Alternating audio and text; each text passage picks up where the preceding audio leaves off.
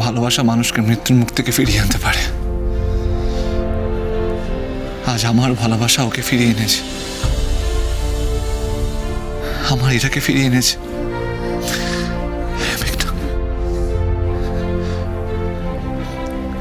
যতই মিথ্যা কথা বলুক না কেন, যতই আমার থেকে লুকানোর চেষ্টা করুক যে আমার হীরা নয়,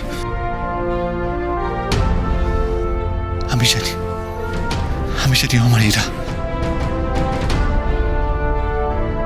আর ও আমার কাছে ফিরে আসবেই। কালকের দিনটাই সব পাল্টে দেবে মেঘনা। আমি হীরাকে সম্রাট লাহিড়ীর থেকে অনেক দূরে নিয়ে যাব, অনেক দূরে। আর হীরাও সত্যিটা স্বীকার করতে বাধ্য হবে। আমার হীরাকে আমার হাত থেকে কেউ আটকাতে পারবে না, দেখো, কেউ না।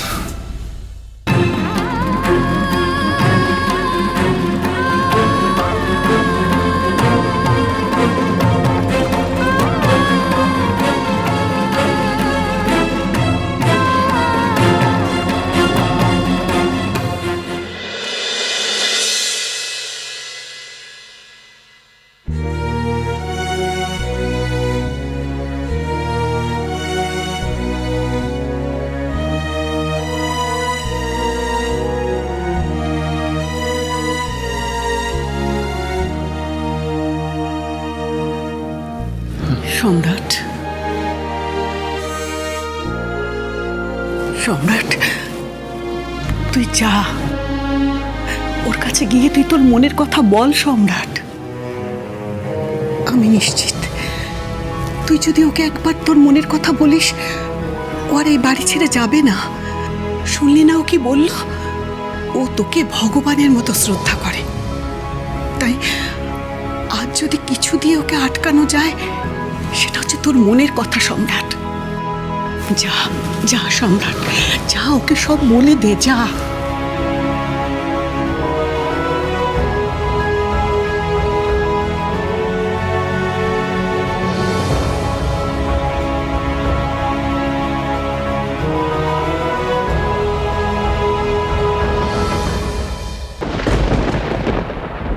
আপনি এখন এখানে? সরি, মানে আমি নক না করেই ঢুকে পড়লাম আপনার ঘরে। অ্যাকচুয়ালি আমার কিছু কথা ছিল আপনার সাথে। ও, বলুন। তুমি দেখো ঠাকুর, এবার যেন আমার ছেলেটা ওর ভালোবাসা পায়, খালি হাতে যেন ফিরে না আসে। তাহলে যে সর্বনাশ হয়ে যাবে ঠাকুর, সর্বনাশ হয়ে যাবে। অনুশ্রী, বলছিলাম যে আমি আপনাকে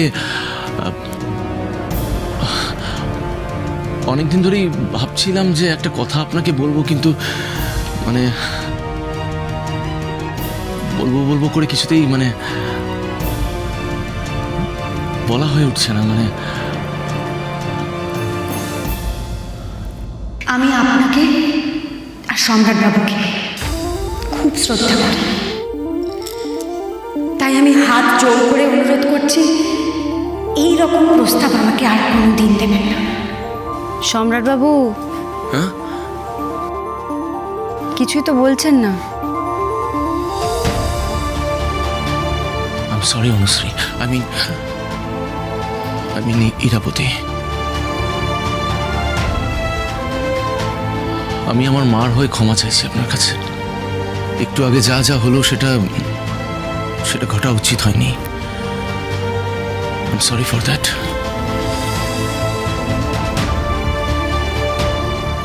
আমি তো ভুলেই গেছিলাম যে আপনি অনুশ্রী নন, আপনি ইরাবতী। আবার আমার চোখে আঙ্গুল দিয়ে আপনি যে দেখিয়ে দিলেন, সত্যটা আমার চোখের সামনে একেবারে তুলে ধরলেন, তার জন্য থ্যাংক ইউ সো মাচ। বিশ্বাস করুন, কথা দিচ্ছি আপনাকে, আমি আর কোনোদিনও এই কথাটা ভুলবো না, কোনোদিনও না।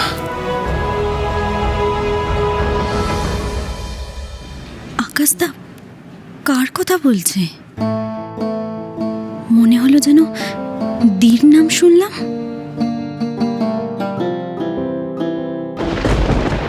তুমি এখানে কি করছো?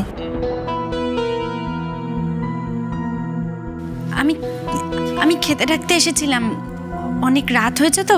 তিস্তা, আমি তোমাকে অনেকবার বলেছি, হ্যাঁ, আমার জন্য কোনো ডিউটি করো না বা দেখানোর চেষ্টা একদমই তো করো না। আমার কাউকে কিছু দেখানোর প্রয়োজন নেই, আর দেখানোর জন্য আমি কিছু করিও না। খেতে ডাকতে আসাটা স্বাভাবিক, তাই ডাকতে তো এসেছি। নিজে খেয়ে নাও না, নিজে খেয়ে তেষাকে খাইয়ে ঘুমিয়ে পড়ো, আমি খাবো না।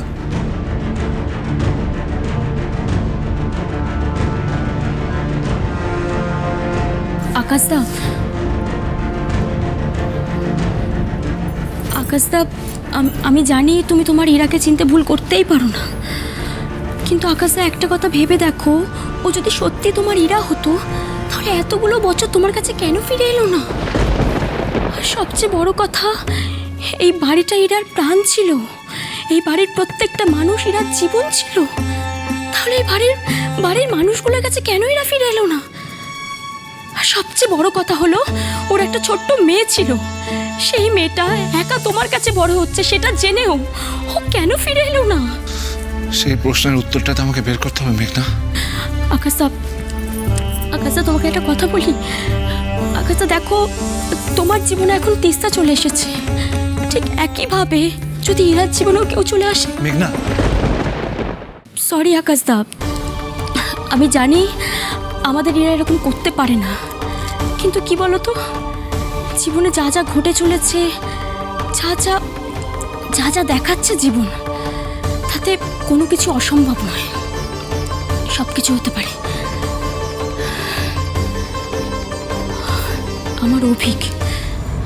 আমার অভিক আমার সাথে এরকম করবে, এটাকে আমি কখনো ভাবতে পেরেছিলাম? মেঘনা, আকাশদা, এখন না কারোর প্রতি আর কোনো ভরসা পাই না, কারোকে বিশ্বাস করতে পারি না, বিশ্বাস করো। মেঘনা কেঁদো না, ভরসা রাখো, সব ঠিক হয়ে যাবে।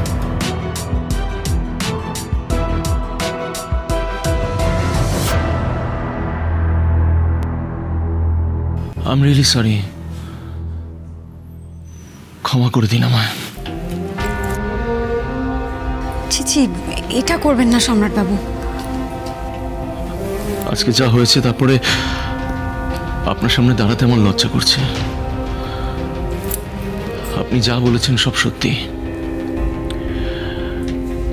কিন্তু একটা কথা আমি কিছুতেই মেনে নিতে পারলাম না।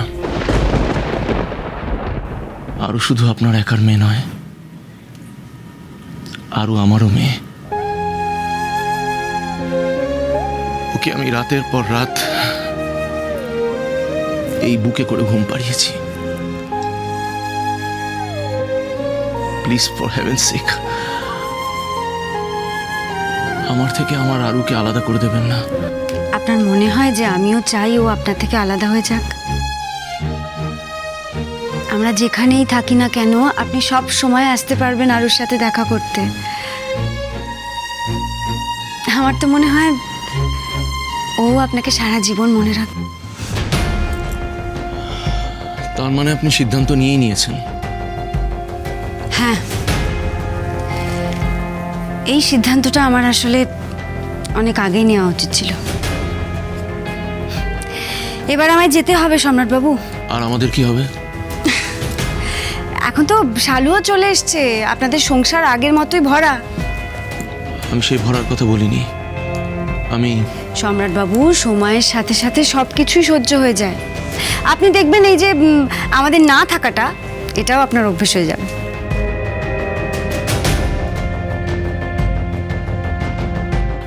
আর আমি যদি বলি আমি আপনাকে যেতে দেব না?